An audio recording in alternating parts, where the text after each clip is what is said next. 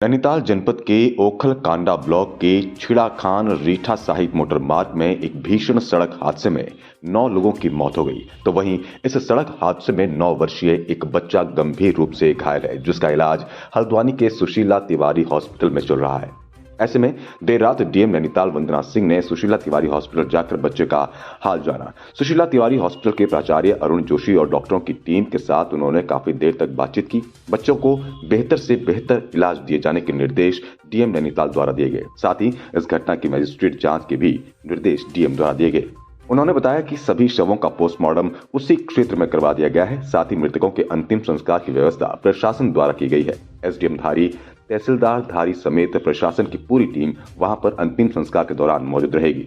फिलहाल प्रशासन की प्राथमिकता घायल बच्चे को बेहतर से बेहतर इलाज मिले और वो पूरी तरह से स्वस्थ हो, इस पर ध्यान है।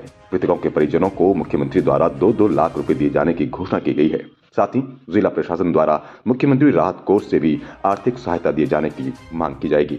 इस दौरान सिटी मजिस्ट्रेट ऋचा सिंह भी मौजूद रही। घटना हुई है आज जो छेड़ाखान मार्ग पर काफ़ी दुखद जो है दुर्घटना है। लगभग 11 व्यक्ति उस पिकअप में सवार थे और 9 लोगों की उसमें डेथ हो गई है और एक बच्चा अभी यहाँ सुशीला तिवारी हॉस्पिटल में भर्ती है, जिसको हमने अभी देखा है, डॉक्टर से भी बात करी है। तो बच्चे को बाहर तो ऐसा कोई शरीर पर चोट नहीं है, लेकिन उसको सर में चोट डॉक्टर्स वगैरह बता रहे हैं। अभी सारे उसके जो बेसिक टेस्ट है वो कर रहे हैं डॉक्टर्स, और जो लाइफ सेविंग ड्रग्स हो सकती है या जो प्राइमरी ट्रीटमेंट हो सकता है वो उसको प्रोवाइड कराया जा रहा है। डॉक्टर्स को भी यही निर्देश दिए हैं कि इस बच्चे का जीवन बचाना अभी हमारी प्राथमिकता है, क्योंकि उसकी पूरी फैमिली लगभग जो है इस दुर्घटना में सबकी डेथ हो गई है। तो बाद में उसके बच्चे के पुनर्वास वगैरह के बारे में भी प्रशासन व्यवस्था करवाएगा। अभी जो पहली प्रायोरिटी है वो उसका जीवन बचाने की है।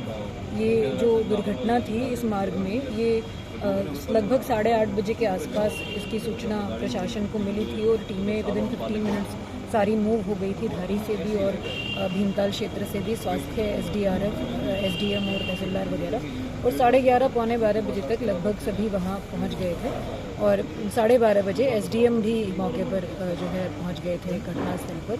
अभी रात में भी हमने, क्योंकि पोस्टमार्टम भी मौके पर ही कराया गया है सभी का, जो भी डेड बॉडीज़ थी उनका, और सुबह क्योंकि अंतिम संस्कार ग्रामीण वासियों के द्वारा वहाँ किया जाना है, तो हमने ये निर्देश दिए हैं उप जिलाधिकारी को कि वहीं गांव में ही वो निवास करेंगे। आज वो पतलोट में रुके हुए हैं और सुबह अंतिम संस्कार तक का जो भी सहायता की आवश्यकता पीड़ित परिवारों को होती है वो प्रशासन की तरफ से दी जा रही है। उसके बाद भी जो चीज़ें यथासंभव हम लोग कर पाएंगे वो करेंगे। अभी माननीय मुख्यमंत्री जी के माध्यम से भी 2-2 लाख रुपए की घोषणा करी गई है, उसके चेक भी हमने बनाकर भिजवा दिए हैं। तो अर्ली मॉर्निंग या लेट नाइट तक वो भी सभी पीड़ित परिवारों को उपलब्ध हो जाएंगे। जो धनराशि है उसकी भी जो व्यवस्था है वो करवा दी गई है। इसके बाद भी भविष्य में, क्योंकि ये धनराशि तो बहुत कम है जो भी है, लेकिन भविष्य में भी यदि किसी सहयोग की ज़रूरत होगी तो इन परिवारों के लिए हम लोग शासन को प्रस्ताव भेजेंगे और उसमें माननीय मुख्यमंत्री राहत कोष में या अन्य किसी मद में जो सहायता दिलवाई जा सकती है ज़्यादा से ज़्यादा वो कोशिश करी जाएगी। जो रोड है लगभग 24 किलोमीटर की रोड है, इसमें काफ़ी स्थानों पर बहुत ख़राब भी है। इसकी जो दुर्घटना हुई है किलोमीटर 1 में हुई है, वहाँ पर जो प्राथमिक रूप से संज्ञान में आ रहा है वो दुर्घटना किसी मोटरसाइकिल को रास्ता देने के कारण, बैलेंस बिगड़ने के कारण हुई है। लेकिन इसके जो विस्तृत कारण हैं उसकी जांच हम मजिस्ट्रेट जांच करेंगे। उसके आदेश उप जिलाधिकारी को दिए गए हैं। वो बाकी चीज़ें विस्तृत तकनीकी जांच वाहन की भी और अन्य चीज़ों की होने के बाद ही सामने आ पाएंगी। ये भी होगा और साथ में इस रोड के सुधारीकरण के लिए भी कुछ धनराशि पूर्व में ही जारी की जा चुकी है। लगभग 3 दिन पूर्व वो धनराशि हम लोगों ने आपदा के अंतर्गत तात्कालिक सुधारीकरण के लिए इसमें जारी कर दी गई थी। उसका भी काम जो है तत्काल शुरू करवाया जाएगा।